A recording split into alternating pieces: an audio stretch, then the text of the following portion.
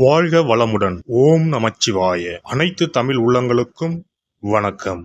நவ கிரகங்களின் அசுர குரு என போற்றப்படுபவர் சுக்கிர பகவான். வாழ்க்கையில் மகிழ்ச்சி, சந்தோஷம், இன்பம் ஆகியவை இன்றி அமையாதது. இத்தகைய மகிழ்ச்சி, சந்தோஷம், மனைவி, குடும்ப வாழ்க்கை ஆகியவற்றை அமைத்து கொடுக்கக்கூடியவர் சுக்கிர பகவான். களத்திர காரகன் என திருநாமம் கொண்டவர். லட்சுமி தேவியை அதி தேவதையாக கொண்டவர். ஒருவருடைய ஜாதகத்தில் சுக்கிர பகவான் வலுத்திருக்க வேண்டும். ஜாதகத்தில் இவருடைய சேர்க்கையும் நன்றாக இருக்க வேண்டும். இல்லை என்றால் பலவிதமான பாதிப்புகள் ஏற்படும். குறிப்பாக சனி பகவான், ராகு பகவானுடன் சுக்கிர சேர்க்கை ஏற்பட்டால் அந்த ஜாதகரின் இல்லற வாழ்க்கை சிறப்பாக அமையாது. பல பாதிப்புகள் ஏற்படும். சுப கிரகங்களில் பார்வை இருந்தால் மட்டுமே பாதிப்புகள் சற்றே குறையும். நவ கிரகங்களில் அதிக ஆண்டுகள் தசையாக கொண்டவர் சுக்கிர பகவான். மொத்தம் 20 ஆண்டுகள். அவ்வாறு சுக்கிர பகவான் ஒருவரின் ஜாதகத்தில் மத்தின்ப வயதில் வந்து பலமாக இருந்துவிட்டால் அந்த 20 வருடமும் அவர் குபேர சம்பத்துக்களை அடைவார். லட்சுமி யோகத்தை முழுமையாக அடைவார். அப்பேற்பட்ட சுக்கிர பகவான் மே மாதம் 19ஆம் தேதி, அதாவது வைகாசி மாதம் 6ஆம் தேதி மேசமனையில் இருந்து ரிஷபமனைக்கு இடப்பெயர்ச்சி ஆகிறார். தனது சொந்த வீட்டில் அமர்ந்து ஆட்சி பலம் பெறுகிறார். குருவோடு சேர்க்கை, சூரியனோடு சேர்க்கை, புதனோடு சேர்க்கை என இந்த பெயர்ச்சியில் ஏற்படுகிறது. மே மாதம் 19ஆம் தேதி முதல் ஜூன் மாதம் 12ஆம் தேதி வரை 24 நாட்கள் சுக்கிர பகவான் ரிஷபராசியில் சஞ்சாரம் செய்ய இருக்கின்றார். இந்த பெயர்ச்சியால் பெண்களே அதிக அளவில் நன்மைகள் அடையப் போகின்றனர். ஆசைப்பட்ட ஆடை ஆபரணங்களை வாங்கி குவிப்பீர்கள். அடைபடாத கடனை அடைத்து நிம்மதி அடைவீர்கள். அடையில் உள்ள பொருட்களை மீட்க அரிதான காலகட்டம் இதுவாகும்.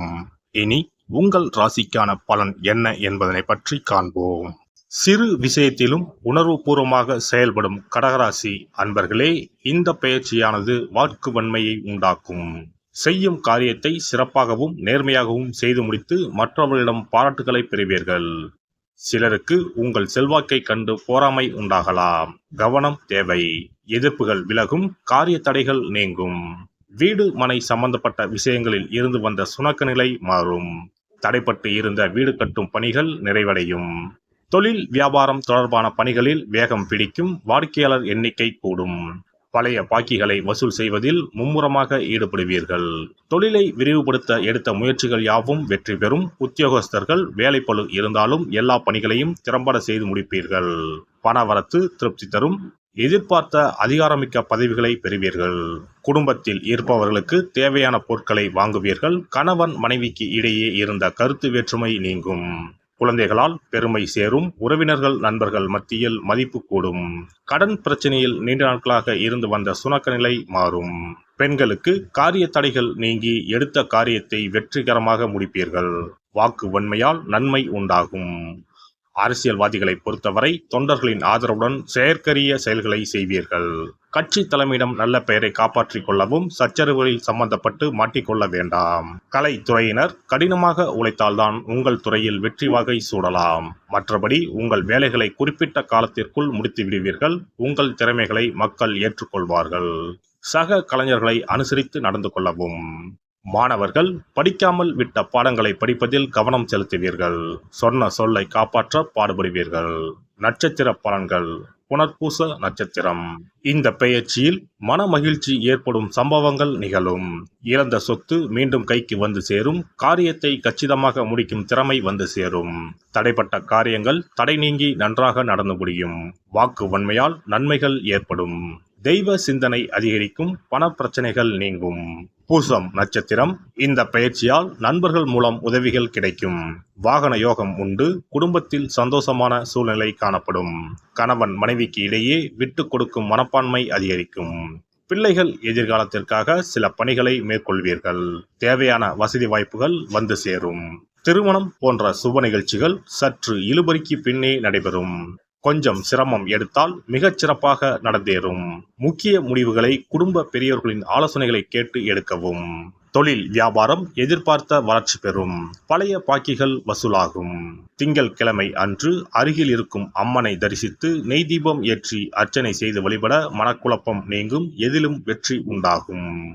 இனி சுக்கிர பகவானின் அருளை முழுமையாக பெற வெள்ளிக்கிழமையில் செய்ய வேண்டிய வழிபாடு என்ன என்பதனை பற்றி காண்போம். வெள்ளிக்கிழமை என்பது தெய்வ வழிபாட்டிற்கு உரிய நாளாகும். அதிலும் குறிப்பாக மகாலட்சுமியை வழிபடுவதற்கு சிறப்பான கிழமையாக கருதப்படுகிறது. நமக்கு செல்வத்தை வாரி வழங்கக்கூடிய மகாலட்சுமி தேவியும் குபேரனும் நம்முடைய பூர்வ ஜென்ம கர்ம வினைக்கு ஏற்ப பலாபலன்களை கொடுக்கிறார்கள்.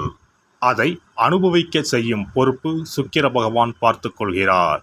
ஒருவர் செல்வந்தராக இருப்பதற்கு ஜாதகத்தில் சுக்கிரன் அருள் கட்டாயம் இருக்க வேண்டும். சுக்கிரனுடைய அருள் பெற வெள்ளிக்கிழமையில் சுக்கிரஹோரை வரும் நேரத்தில் இவ்வாறு வழிபாடு செய்தால் சுபபோக வாழ்க்கையை அனுபவிக்க முடியும். ஒருவருடைய ஜாதகத்தில் சுக்கிரன் நீச்சம் பெற்றால் உடல் ரீதியான ஆரோக்கிய ரீதியான பாதிப்புகள் ஏற்படும். சொத்து சுகங்கள் எவ்வளவு இருந்தாலும் அதை முழுமையாக அனுபவிக்க முடியாமல் செய்துவிடும். பெரிய பெரிய பணக்காரர்களை எடுத்துக்கொண்டால் அவர்களிடம் எவ்வளவு காசு கொட்டி கிடந்தாலும் சுக்கிர தசை இல்லை என்றால் அவ்வளவு பணமும் வீண் விரயமாகத்தான் போகும். குறிப்பாக மருத்துவ செலவுகள் செய்தே சொத்துக்கள் அழியும் நிலை வரும். இதற்கு சுக்கிர பகவானுடைய வழிபாடு நல்ல ஒரு பலனை கொடுக்கும். சுக்கிர பகவானுக்கு வெள்ளிக்கிழமை என்பது உரிய தினமாகும். சுக்கிரன் அருள் பெற வீட்டில் வெள்ளி பொருட்களை பயன்படுத்துவது நலமாகும். வெள்ளியில் சுக்கிரன் வசிப்பதாக ஐதீகம் உள்ளது. வெள்ளி பொருட்கள் கொண்டு பூஜை செய்தால் சகல சௌபாக்கியங்களும் உண்டாகும். சுக்கிர வழிபாடு செய்ய நினைப்பவர்கள் காலை 6 மணி முதல் 7 மணி வரையிலான காலம் சுக்கிரஹோரை ஆகும். அதனை தவறவிட்டால் மதியம் 1 மணி முதல் 2 மணி வரை சுக்கிரஹோரை நிகழ்கின்றது. அதையும் தவறவிட்டால் இரவு 8 மணி முதல் 9 மணி வரையிலான சுக்கிரஹோரை நேரத்தில் வழிபாடுகள் செய்து பயன்பெறலாம். இவற்றில் காலை 6 மணி முதல் 7 மணி வரையிலான முதல் சுக்கிரஹோரையில் சுக்கிர வழிபாடு செய்வது சிறப்பான பலன்களை கொடுக்கும்.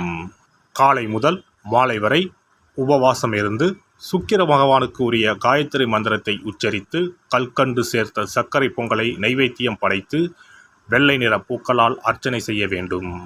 சுக்கிர தசை நடப்பவர்களும் சுக்கிரன் நீச்சம் பெற்ற ஜாதகக்காரர்களும் இந்த வழிபாடு செய்வது சிறப்பான பலன்களை கொடுக்கும். சுக்கிர தசை நடக்கும் பொழுது சுக்கிர வழிபாடு செய்து வர வருமானத்தை சுகமான வாழ்க்கை வாழ்வதற்கு உரிய வகையில் பயணிக்க செய்யும். வீடு நிலம் வாங்குவது, ஆடம்பர பொருட்கள் சொத்துக்கள் போன்றவற்றை வாங்க வைக்கும். அதுவே சுக்கிரன் நீசம் பெற்ற காலத்தில் இந்த வழிபாடு செய்பவர்களுக்கு வீண் விரயங்கள் இல்லாமல் ஓரளவிற்கு வறுமையிலிருந்து பிழைக்கச் செய்யும். வெள்ளிக்கிழமையில் நவக்கிரக கோவிலுக்கு சென்று சுக்கிர பகவானுக்கு வெள்ளை வஸ்திரம் சாற்றி வழிபாடு செய்யலாம். வெள்ளை நிற நைவேத்தியங்கள் தயார் செய்து கோவிலில் வரும் பக்தர்களுக்கு தானம் செய்யலாம். இவ்வாறு செய்து வர சுக்கிரனின் முழு அருளும் கிடைக்கப் பெற்று வாழ்வில் உயரிய நிலையை அடைவீர்கள்.